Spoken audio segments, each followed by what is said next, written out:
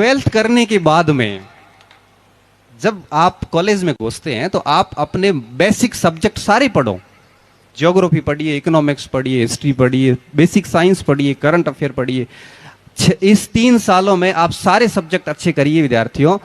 फिर आप देखना जिस एग्जाम में बैठोगे ना वो एग्जाम आपका होगा। तैयारी एग्जाम की नहीं करनी है हमारे को तैयारी करनी है जनरल स्टडी कंप्लीट। तो सफलता ना शहरों का मोहताज होती है, ना गाँव का मोहताज होती है, न सफलता लाइब्रेरी का मोहताज होती है। सफलता सिर्फ परिश्रम का मोहताज होती है। अगर आप ढंग से मेहनत करोगे तो आप कहीं से भी अपनी सफलता निकाल सकते हो। ज़रूरी नहीं है लाइब्रेरी।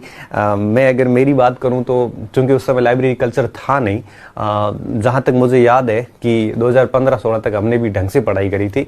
और उस समय ना लाइब्रेरी थी, ना लाइब्रेरी थी नहीं तो हम जाएंगे कहाँ पे। हमने रूम में बैठ के पढ़ाई की, गाँव में भी पढ़ाई की, जहाँ गए हमने आराम से पढ़ाई कर ली थी।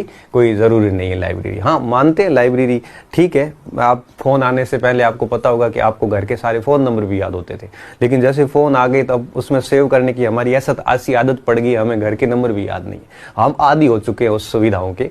तो आप पुराने दौर को याद कीजिए, वह बिना लाइब्रेरी भी काम चल जाते थे। आराम से आप पढ़ सकते हो लाइब्रेरी।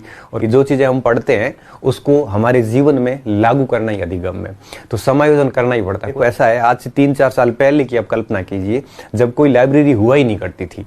तो उस समय लाइब्रेरी कल्चर ही नहीं था। छोटे शहरों में तो बिल्कुल नहीं था कल्चर, तब भी पढ़ाई होती थी ना।